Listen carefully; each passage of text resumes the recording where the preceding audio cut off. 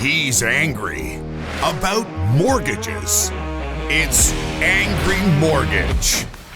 He's swearing. He's cursing loud. He's old. He's opinionated. And he's been doing this so damn long. This program is about mortgages, and this is mortgage advice, but the advice may not apply to your situation. Contact licensed mortgage professionals for specific recommendations before you make decisions about mortgages. You may not agree with Ron, but if you don't, he thinks you're wrong. Oh, and did we say there is a lot of swearing?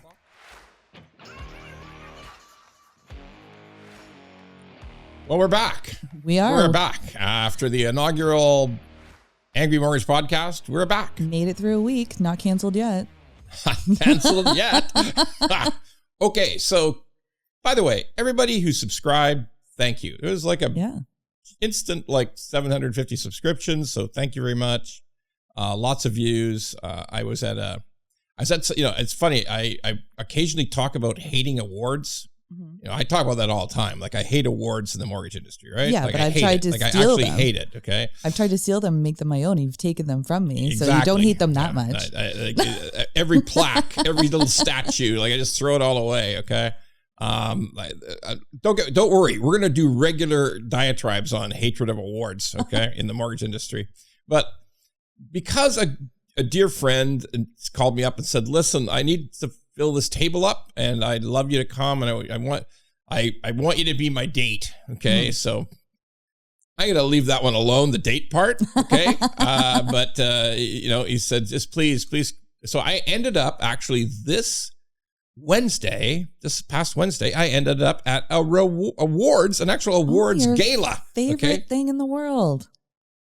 No, not at all. Okay. Mind you, this one is well put on. People seem to mean very well. There's a couple of great awards that I do believe in, like people who do a lot of charity work. There's a few awards for people who do charities. Yeah. And those are great people. I know most of them in the industry who just work really hard on some charitable stuff, and community service. And yeah, hell yeah, I'm good for those awards. Mm-hmm. Okay. When people are going out of their way, I think the lady who won, she does incredible work with meals for people with difficulties and financial stress in the Niagara area. Great person, great work. I know a couple of the other people who run these things. They give up their own time. They give a tremendous amount of their own time, and they do a lot of good things. I'm all for awards for people who are doing charity. Okay, God bless. 99% of the other ones, bullshit. Okay. But I'm there anyway. So people are coming up to me and saying, Ron, hey, listen to the podcast, or Ron, hey, you did a podcast, or Ron, there's a podcast. And because it was Wednesday after the inaugural podcast, right? Oh, that's right. Podcast comes out on Tuesday. We tape on Fridays. Pod comes out on Tuesdays. And all kinds of people talking to me. And, as usual, people are congratulating me. So because it's new. And I guess that's the way people feel, is they should congratulate you on anything that's new, okay? But it's not like a baby, right? It's just not. You should congratulate people who are having a baby, okay? It has been your baby, though. No, but it's why congratulations, okay? Don't get me wrong. We love the pod. We want to promote it. We want to do a good job. We want to be topical. We want to provide good info, a few laughs, some anger. Get to that in a second. Mm-hmm. But yeah, I don't congratulations. I didn't do you and a few others and a lot of my staff and Jess and Will and a bunch of other people, Sean, who does all the work for us and editing and got us all set up correctly. There's so many other people who I'm the least person to congratulate, honestly. Well, if you don't want the plaques and the trophies, I just want it on record that I will accept them. And I have a nice shelf, both in my office and at home, that it could be decorated. So they can just be transferred this way. I do appreciate it. We're gonna throw all the fucking plaques away. Okay, that's it. We just throw them away. Lenders, I thank you. The ones who send, most of them have said, "Oh, don't send him a plaque. He doesn't want it." But no, we're not gonna do that. But anyway, lots of people saying congratulations, saw you on the pod, great pod, this, that, the other, which is nice.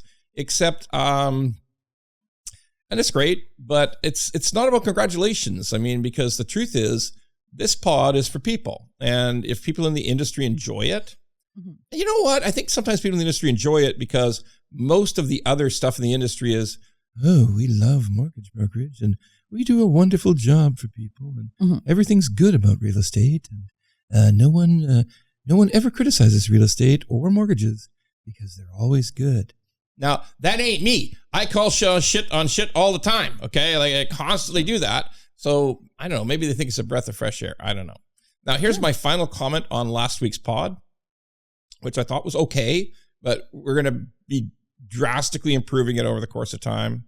Here's what I know about anything. Got to hone your craft. Got to get better, and we will get better.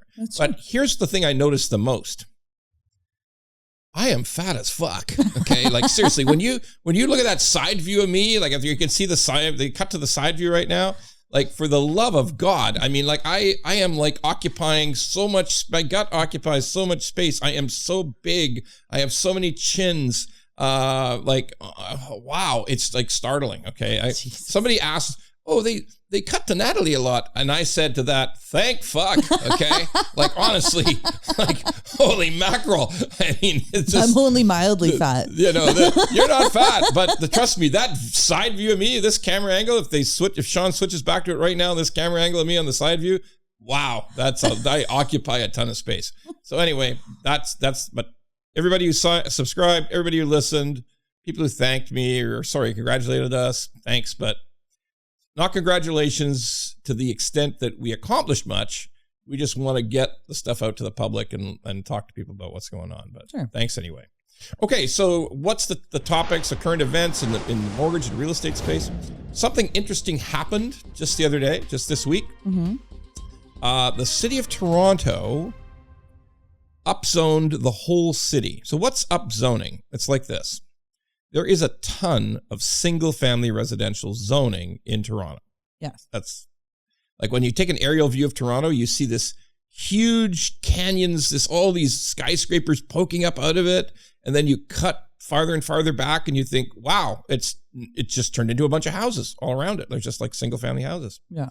So the upzoning is designed to say that on any lot in the city of Toronto that's currently zoned single-family only, boom, it's now automatically all of them could have a fourplex. You don't have to. 4 is the limit? 4, that's my understanding right now. It's a fourplex. Okay. Any single family lot now again. So no, you don't physically have to go through the rezoning process. You're just automatically every single single family home in Toronto has now got multiple dwelling status. Okay. That's now, here's the thing. Let's thank Toronto City Council. Good move. Okay. Yeah. But now let's think about the difficulties. Okay. So the difficulties are, you still got to get a permit. You still got to figure out whether you can fit a duplex or a triplex or a fourplex or four. You got to figure that'll go on the lot. You've got to be prepared, even though the concept is that this is the end to NIMBYism. You know what NIMBY is? You know what NIMBYism, right? Like NIMBY is not in my neighborhood. Not in my neighborhood, okay? Like it's fine somewhere else, but like if you want to build an apartment building because we need housing in Ontario and we need housing in Toronto, go ahead, but not in my neighborhood, okay? That's the key. Don't do it around me. So NIMBYism means that when you try to do anything in an area, like for instance, there was a permit. There's a permit trying to get issued for a relatively small condo building in the neighborhood I live in now on a small triangle of land.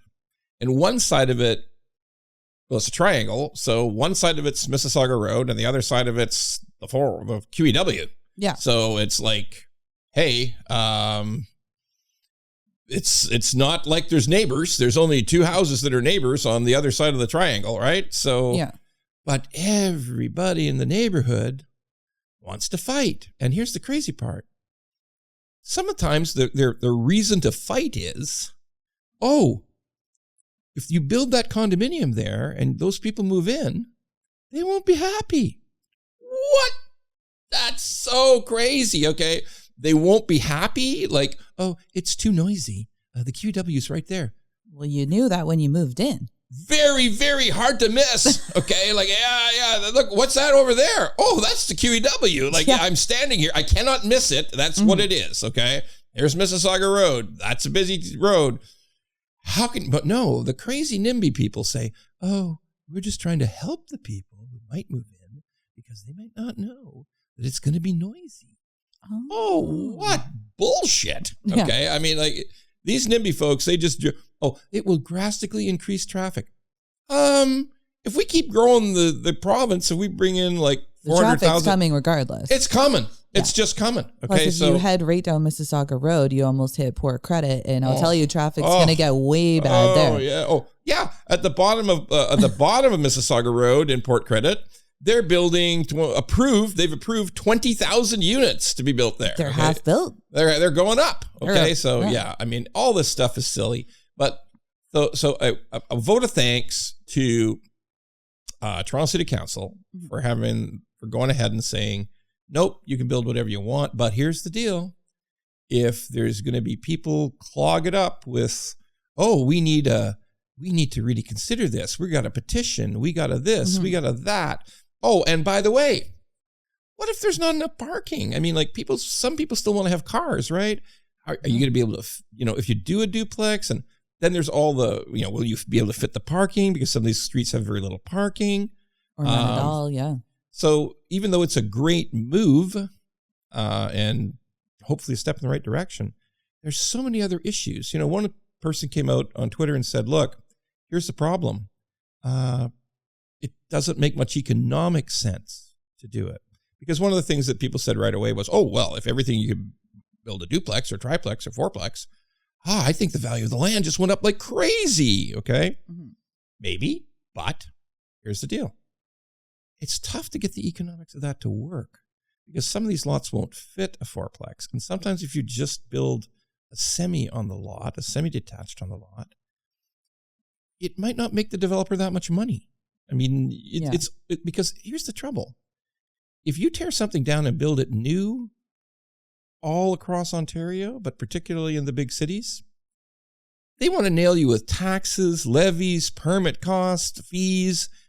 They servicing costs, all you name that. it. So the government pulls so much tax. Read a study 2 weeks ago that thought that of all the real estate in Ontario, 30% of the price of a new place is taxes. Like you're selling a place for $1.5 million. It's like $450,000 of tax. Okay, but let's come back to it. Good move by the city of Toronto, but we don't know. Like, there's a lot to be said yet. Everyone's grasping at straws, though. We're clearly in a housing crisis, as we've discussed before. Yeah. So, we're not making any more land. No, but there's enough what else land. Can we do? Believe me, there's enough land in Ontario. I want to point that out to everybody who's listening from outside Ontario, watching from outside Ontario. Holy Jesus, we got some land here. Okay, there is just a ton of land. If you want me to get angry about something, I get angry about the people who are worse than NIMBYs, the people who say, we can't touch any land. We got to do a study. We got to do a study, see if there's a tiny owl that might be moved if we use this land. What about the badgers? What about the weasels? They need a place to live. Holy mackerel. Okay, maybe they do, but we got a lot of land in Ontario. We got to take action. We got to build whole new subdivisions, but yeah, there's some stuff we got to do. We'll talk about it in other episodes more, but there is some stuff we just got to do. We got to dedicate ourselves to supply. There was a guy who used to own an NFL team called the Oakland Raiders. They kept moving around. The Raiders went everywhere, but they're in Vegas now. But he died. His name was Al Davis. It was a long time ago. He was the owner. But the famous thing about Al Davis, he had the most famous quote, one of the most famous quotes in sports. When the reporters asked him, they're taking a shot at the Super Bowl, and the reporters asked him, like, what do you tell your team? What do you tell your team in these playoffs and the Super Bowl? Mm-hmm. And he said, I just tell them one thing, one sentence. Just win. Just win, baby. Just win. Just don't be shitty. So I say, just build. Yeah. We got to just build, baby. We got to build some houses. We got to build some housing. And let's please not just say it's all got to be super dense. Like everything doesn't have to be a 485 square foot condominium.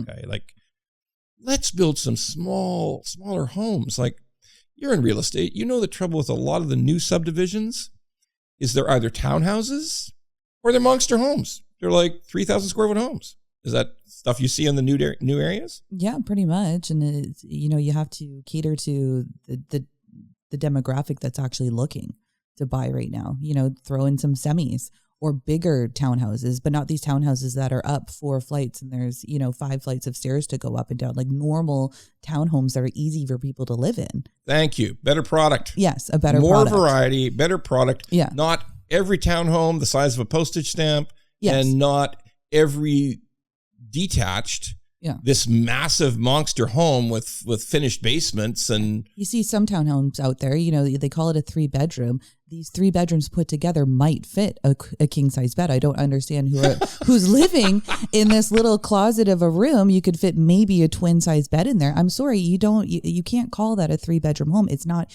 usable for people that are over 3 foot tall. So you're right. We got to build. Yeah. Got to build, but we got to build variety. We got to build sensible variety. Yeah. And the condo market is just crazy. Oh my goodness. So those things are getting so small. Oh my God. Anyway, that's my mantra. Just build, baby. We got to build. I was a big guy who talked about forces of demand for a long time, about, you know, wrong incentives, too much investors, super low interest rates causing problems, too much investor purchase. Foreign money, which is, this stuff's all still true. But we've reached such a crisis point that we just have to build more. The only way to get young people who are shut out of the housing market, we got to think of some ways to get them into housing for first-time home buyers. We got to build it. We got to build it. We can't depend on people to find a way to, like the crazy program the government and the federal government brought in. It's like an RSP except for down payment. Yeah. So you're going to be able to you're going to get a tax relief on $40,000. Folks, if the friggin' price of houses is going up $40,000 a year, the 4 years to get to a total of $40,000 isn't doing you anything. $40,000 isn't your down payment anymore. Not going to help you. Yeah. Okay. Like it's theater. It's BS. We need ways to stabilize prices, reduce prices, even if it's for new homes only, but get prices down so that young people who want to buy have a chance. Okay? Yeah. Simple as that. All right. A couple of other news items this week. U.S. job numbers. Why do we care about U.S. job numbers and Canadian job numbers? Why do we care about these job numbers? For this reason. Job numbers have an influence on, is there a recession coming? And they also have an influence on what does the Bank of Canada, what does the U.S. Federal Reserve Board think? Okay? And that's all about prime rate. That's all about what are interest rates. Okay? Yeah. So solid job numbers means the recession is farther off, if maybe never. I mean, probably should happen, but you know, these solid job numbers that keep coming out make people think, is it possible that no recession at all? Soft landing, okay, is what they call it. There's a lot of stuff on that we'll cover in another pod, but those job numbers came out still. There's new job creation, both in Canada and the United States. So they're still going strong. Well, it's not as strong. It's like there was a huge surprise the previous month that was really high on the upside. This wasn't as high, but still, there's no aggregate job loss. It's not happening. So finally, inflation. So every reading we're getting in North America shows that inflation is slowly declining. Like some of it's sticky. And sometimes there's going to be some of the wage growth that's happening right now has an effect. And God knows the price of food is still through the roof. But but you know, there's been some energy costs have come off a little bit. Some other sort of goods oriented stuff has come off a little bit. But the right thing to say is it's just coming. It's not going up anymore. That's pretty well established that it's not going up. Promising. Well, from the central bank point of view, I only care about inflation as it has to do with interest rates. So with more evidence that inflation is slowly coming down, Mhm. again, some of it's base effect, but still not going up, Mhm. then more chance the Bank of Canada doesn't raise. The thinking I don't think it's going to raise in June. I don't see it happening. Mhm. We'll see. We'll think about it. We get closer to June. But I don't see it happening. What's that date, by the way? June the what? I don't know. I think it's June, like early June. I don't have them memorized. Like mess up our birthdays, June, or No, like no, before no, that? No, not mess up our birthdays. Okay. I'll make sure I'll have the date. Next pod, I'll have the date. I'll shout out the date. We'll give the date. But yeah, inflation, the growing thought in the United States is that the Federal Reserve has stopped raising interest rates, and that will have a flow through effect all over the place in terms of better interest rates. Now, let me give a quick primer on how all this interest rate stuff happens. Mhm. There's two kinds of rates in Canada, right? There's a variable rate, there's a prime rate, which drives lines of credit, Mhm. and a prime rate, which drives variable mortgages. And there are fixed rates. Yes. And even though there's some relationship between the two, they're not locked. They're not going to the hip. No. Okay, it's not like that. So I'll give you the simple example of what happened like 14 months ago. Mhm. So we noticed that fixed rates kept going up, but prime rate didn't start to go up. I'm talking about 2021. Okay. Fixed rates started to gradually go up in the second half of 2021, really started going up a lot in the first quarter of 2022. So Jesus, there was some 609 rates but prime rate didn't start to go up Mhm. until March of 2022. That's when this whole thing started with prime rate. This whole variable rate increases started. Yeah. And that's very illustrative of what's going to happen next, because the fixed rates went up first because the way that fixed rates are set through a combination of bond yield, credit swaps, and other influences. Yes. But the main thing they're trying to do is predict future rates. That's what a 5-year bond yield is all about. That's what a 3-year bond yield is all about. It's trying to predict what's going to happen to interest rates over the course of the term. That's sort of the approach. Now, I've got like 300 people who argue with me about it. Well, no, let me show you how that works in economic theory. Let me give you more precision. Kiss my ass, okay? I mean, I'm not going to give. I'm going to tell you this much. The reason that fixed rates will fall is that there was an assumption that eventually there will be prime rate cuts.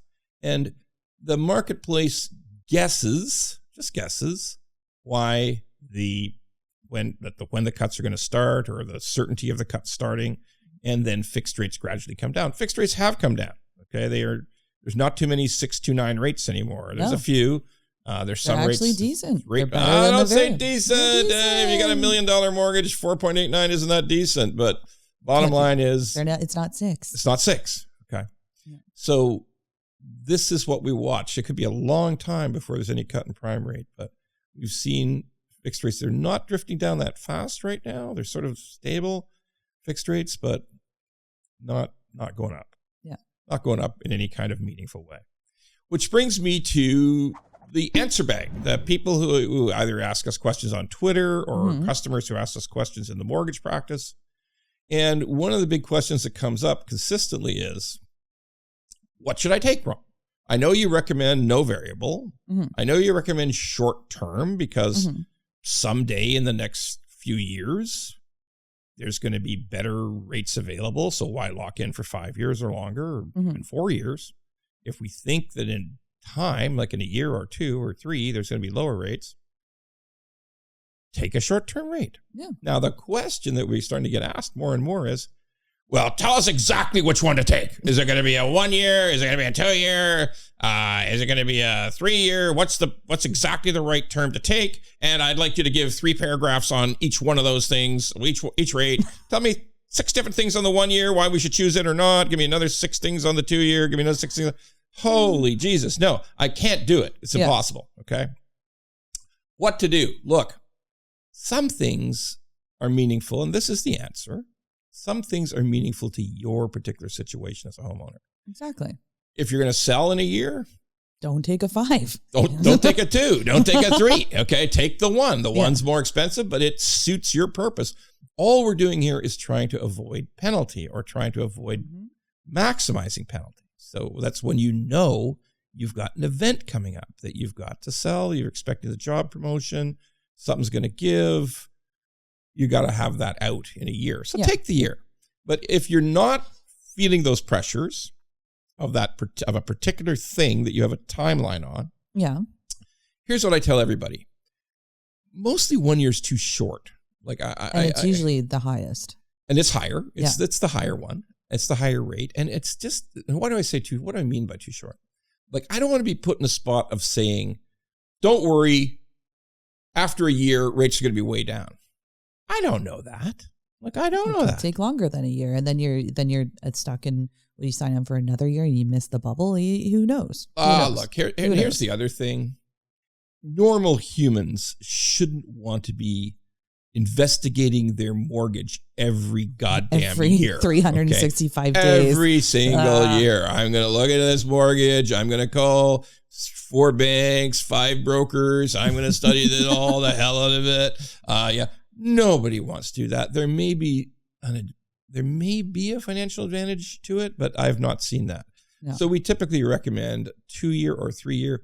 And part of that recommendation of 2-year, 3-year is general maintenance of sanity, that you don't want to be thinking, you don't want mortgages to be part of your life, unless you're doing this for a living, there's no need to live this every day. And there's a bunch of people who do it for a living say, oh God, this is awful, like I'm not necessarily one of those people, but there's lots of people who think, I'm in the mortgage business and I sure as hell wish I wasn't in the mortgage business, like that's the truth. Well, it's common topics when you're going out to a party or a social event. Real estate. What do you do? Yeah. Oh, I'm both a realtor and a mortgage agent. Oh, really? And then it becomes an hour long. Well, what should I be doing? I don't know, sir. I just met you 5 minutes ago. I do have a job. Like this is all a conversation that I don't want to do 5 vodkas deep at, a Jays game. She meant 2 vodkas. No, I didn't.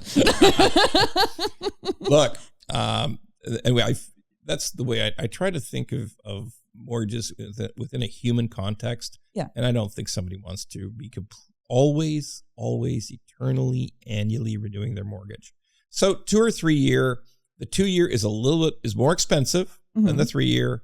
Right now, I would say in Canada, 3 years is a very popular term, although we see all kinds of terms, but 3-year is a popular term today. Yeah. So my answer to the question of tell us exactly which it is and give your reasons is no, I'm not doing that. There's lots of stuff I don't do because I do think prediction on a long-term basis is a crap business. I believe fixed rates will come down. I believe prime rate will come down someday. Mm-hmm. I do not know when, so I can only give general advice based on analysis. Yeah. That's it. That's all we can do. That's all we can do. Sometimes we get another question that comes up, and then, by the way, this is a question that comes up every single time. Like, it's been coming up since I was in the mortgage business for 28 years, is, oh, tell me, should I pay weekly, bi-weekly? I mean, I know I'll pay the mortgage off a lot faster. Okay. Let me get this thing out of the way. Yes, you should. Particularly if it suits your payroll system, particularly if that just suits your budgeting. But hear me out, particularly on the weekly. The reason that we have lower, faster payoff of mortgages if you pick weekly or bi-weekly is sort of a trick. Like, let me put it this way. When you pay monthly, you pay 12 times a year. Yeah. When you pay bi-weekly, you pay 26 times a year. What we're really doing is grabbing a half a month's extra payment. And that's the reason that you're paying your mortgage off faster. Yeah. It's not that, oh, they get the mortgage money earlier, so we pay a lot less interest because they got it in 30 days. No. That's not it at all. That's so in layman's terms, without an exact calculation, say your amortization is 25, but then you pay by accelerated bi-weekly. How much time does that really cut it? It has to do with the rate, too. Is it like a year? No, but look, if the rate is super low, then that has a big effect. If the rate is super high, then there's always less effect. It always saves you money. Let's just throw it out. Traditionally, it would knock 18 months off that 25 years. Okay. Yeah. But that is strictly affected as well by the interest rate, which is all over the map. We don't need to go through the exact calculation. But let's get calculation. really clear about this on the paying biweekly, paying weekly. And by the way, don't pay weekly because, as I said, biweekly is just tricking you into making half a month's extra payment. It's not a bad trick. It's not like somebody dug a hole and put brush over it and tried to let you fall into it, led you down a path, you fell into it. Not a bad trick, okay? Yeah. It's not a bear trap. Not a trap, okay? Yeah. But it's sort of a mental trick that I can make these payments every 2 weeks. But in fact, the reason the mortgage is being paid down faster is you actually made a half a month's extra payment. That's what happened. Okay. All right. So that also means 52 times, holy moly. Like, I don't want to have to watch that money coming out of my account every week unless there's a meaningful reason for it. Because again, you're not going to pay down any faster. You're not paying down an extra week by paying weekly. So yeah I wouldn't bother. Okay. Simple as that. Now, those are the two. That's just an example of the consumer questions you're going to get. We're going to hit on a lot more of them over the course of the podcast and try to get as much of that information out there as possible.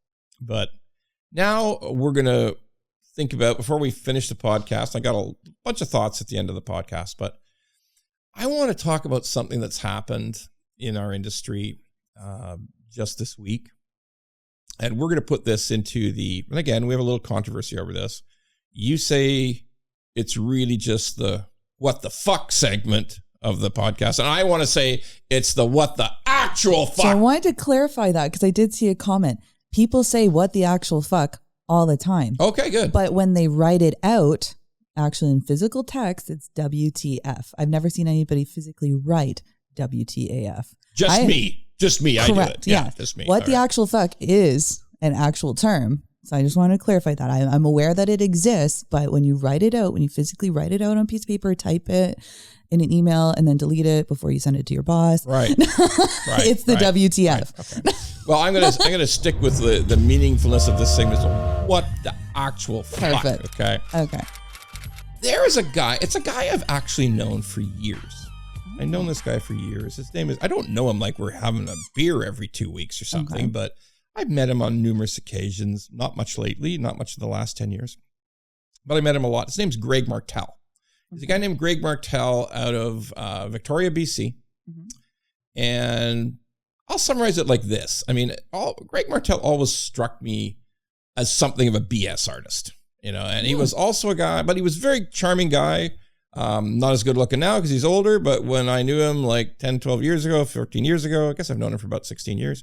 He's a good looking man, big rangy guy, good looking guy, very glib, very charming, had an answer for everything. I always thought Greg was a bit of a bullshit artist. Okay. So now last week, it turns out there's a flurry of lawsuits against his company that has to do with mortgages. There's like multiple lawsuits about, I'll sum it up like this. Where the fuck is my money? Okay. Like, I gave you my money, Greg Martel, to your company, and you were supposed to, I'll get to the details in a second, but I'm not getting my money back. And the BC government stepped in and appointed a receiver for his company. And the receiver looked at the bank account, and there's a sort of a general discussion that like $58 million flowed through that company. That's a lot of money. A lot of money. There was $274 in the bank account. 274. 274. My 12-year-old has more in the bank.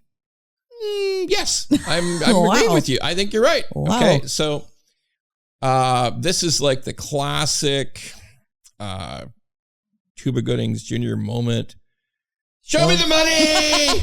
Where's the money? Okay, like there's a judge. All of a sudden, a lawyer pops up. Because they got to act quick. Lawyer pops up, says, we don't need a receiver. We can sort all this out. We don't need to go into insolvency. We can figure it all out.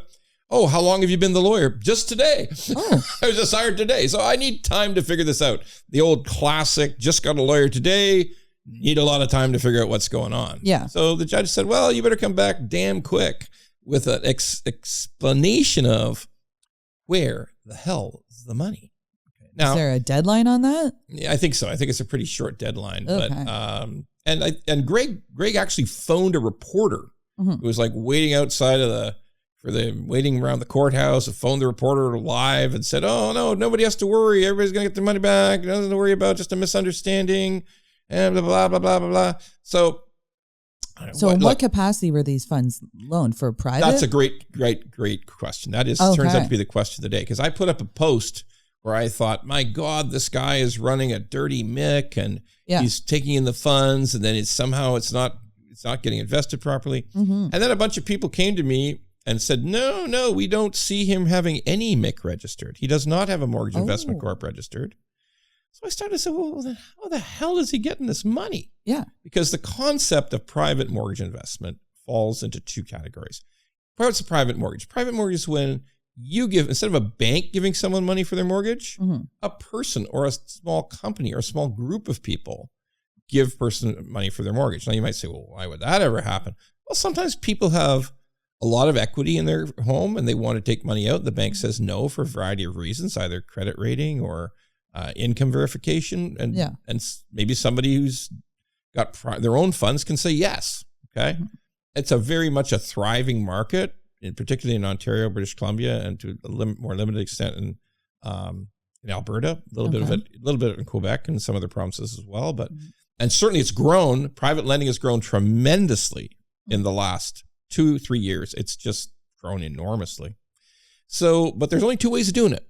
You can either take the money, give it to a lawyer, and the lawyer will then register your names, your individual names, right on the title of the house, right in the registry system. I would want my name to be if I was lending out that kind of money. Yeah, because, the way a title registry works is that, when you get a mortgage, your name is always on the house because you bought it, but the rest of the people who gave you a mortgage, whether it's the Royal Bank or whether it's Joe Blow down the street, they get their names right beside the owner of the house, right on the registry system. You're on the title. It's pretty much a perfect system. Yeah. Okay.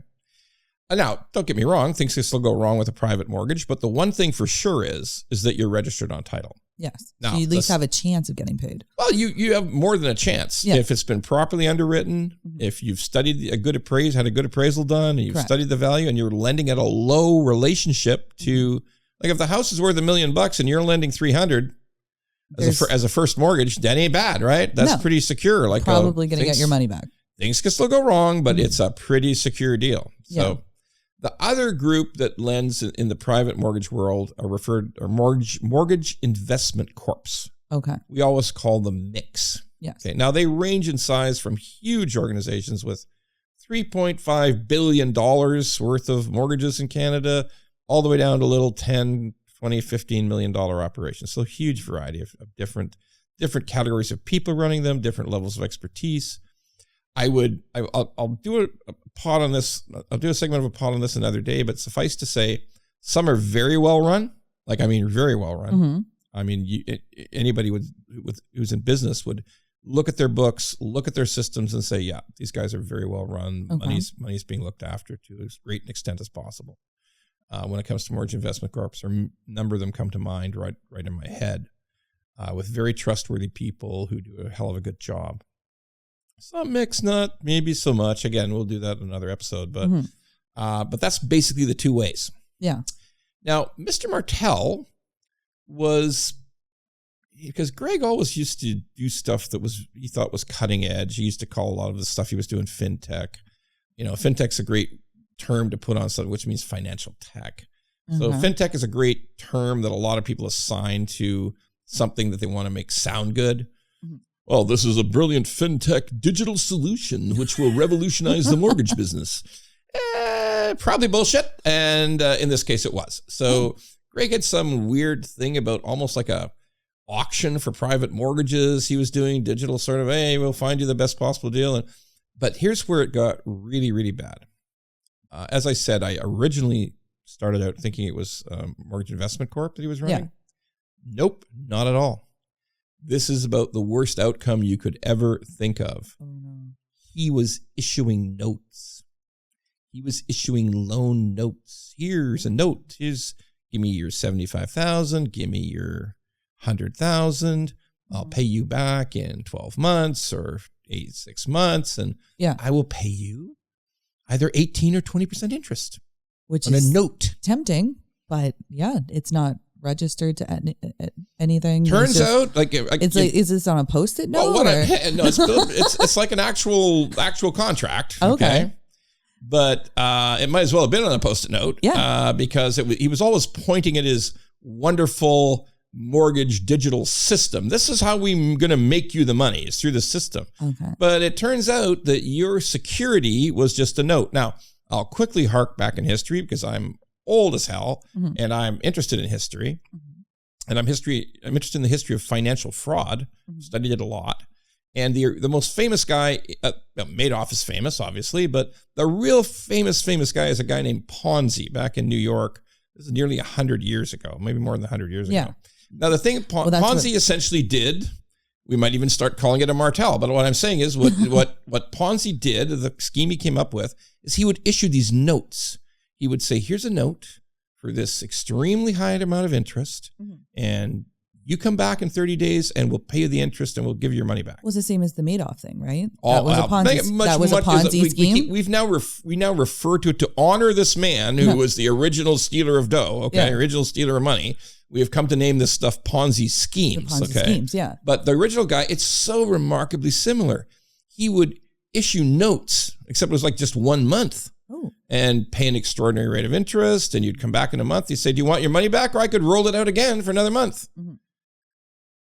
You mean I made this much percent in a month? Yes, you did. Oh, no, you keep it rolling, Mr. Ponzi. You got to keep that rolling. Yeah, we want you to roll that money, okay?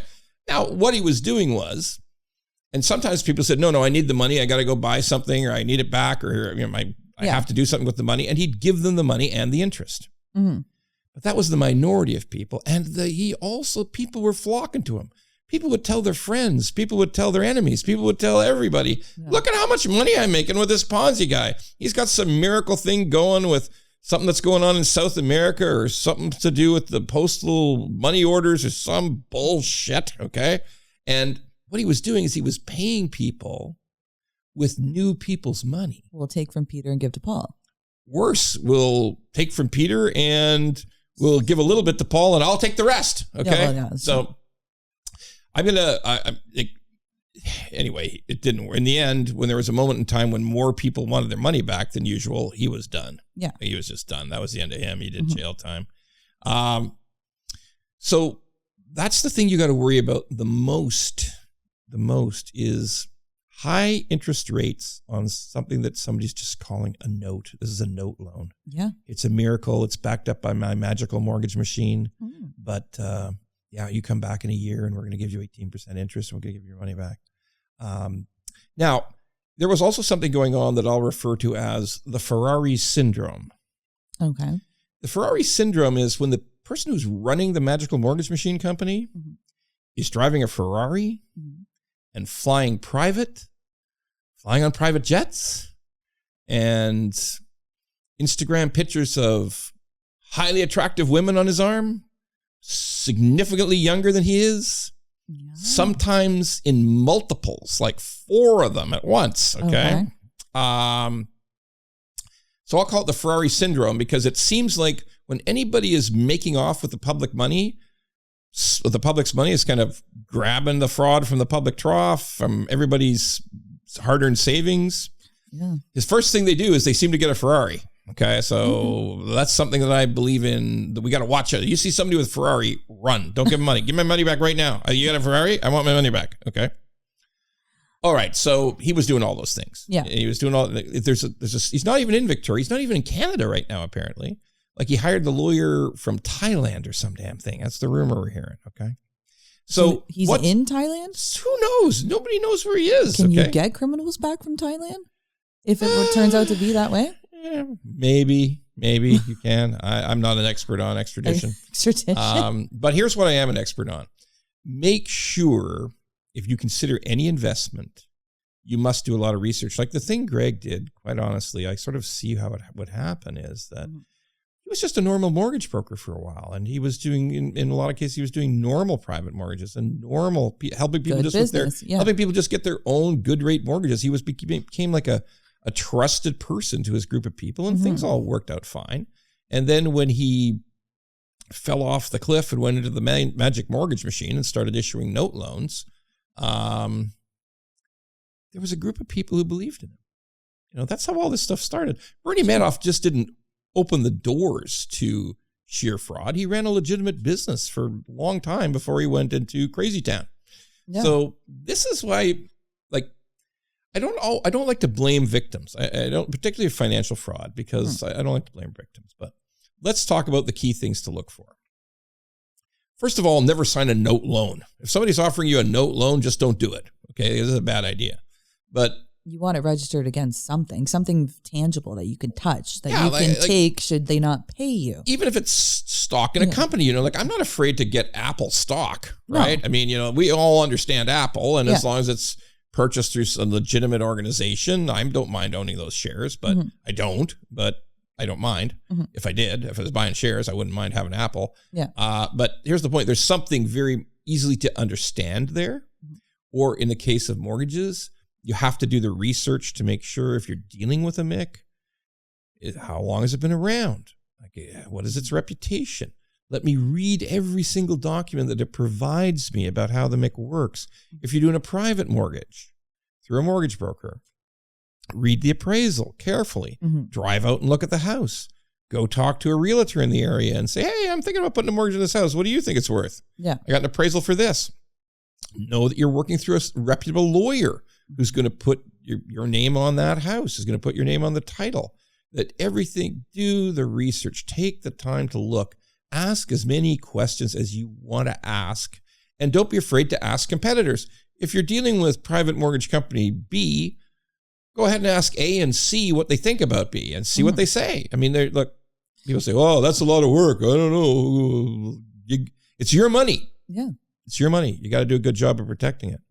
And here's what I do know. Research turns up a lot of good information about this stuff. Research will you know, it most of the time, all it will tell you is, it's fine. Everything's fine here. I've done my research. I've looked into it. I've read every single document they've given me. I showed the documents to my lawyer. I feel comfortable with what's going on. But what will often happen is if something is wrong, the rare occasion that something is wrong, if you do enough research, something will just pop up. Yeah. Something will just pop up and say, wait a minute, this looks weird. Look at this weird review that talked about not getting their money back. Okay, weird Google review. Hey, they didn't get their money back. What's going on here?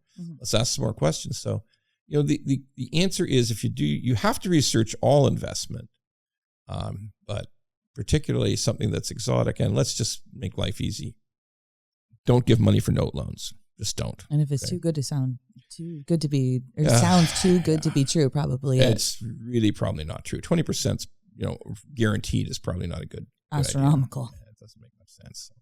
So, by the way, sincere condolences to the people who might lose their money. Oh, so it's the worst thing in the world. So I take no joy in it, but that's the what the actual fuck happened to this guy, that he was a normal person for a few years, bit of a bullshit artist, but all of a sudden, what the actual fuck, you turned into this horrible outcome for people. Okay. Yeah. So that's the segment you like to call something different than me. You're the WTF. No, I appreciate the actual fuck. But when I'm writing it on paper, WTF. That's it. So let's talk about things we're going to cover in the future. There's a bunch of stuff we're going to cover, but by all means, if you subscribed, if you view the podcast, if you put questions, like actual questions, into the comments section, whether it's on the Apple Store, whether it's on YouTube, is probably the biggest place right now to do it. Or what's the other one? Spotify. That's it. Joe Rogan. Shout out to Joe Rogan. He doesn't give a shit what I think. But yeah, leave questions like in the comments section. Just put a question, and we'll address it. We want your questions. We're happy to address them. And more to come. I might, if I look at this podcast for the second time and see how huge I look in that side view, I might just even have to go on an actual diet so I don't look as huge as I do in that picture. Like it's just like some toad in a shirt and a tie. It really is what it looks like, I'll tell you. But again, thanks for listening. Thanks for tuning in. We're going to make this better every week. And if you have questions, throw it in the comments section. We're happy to answer. Thanks, everybody. We're out. Ciao. If you like the pod, well, don't just sit there. Go to YouTube, Apple, Spotify, and all the other ones and like the pod. And don't forget to subscribe so we can keep being angry at mortgages and swearing about mortgages. Angry Mortgage could use your support.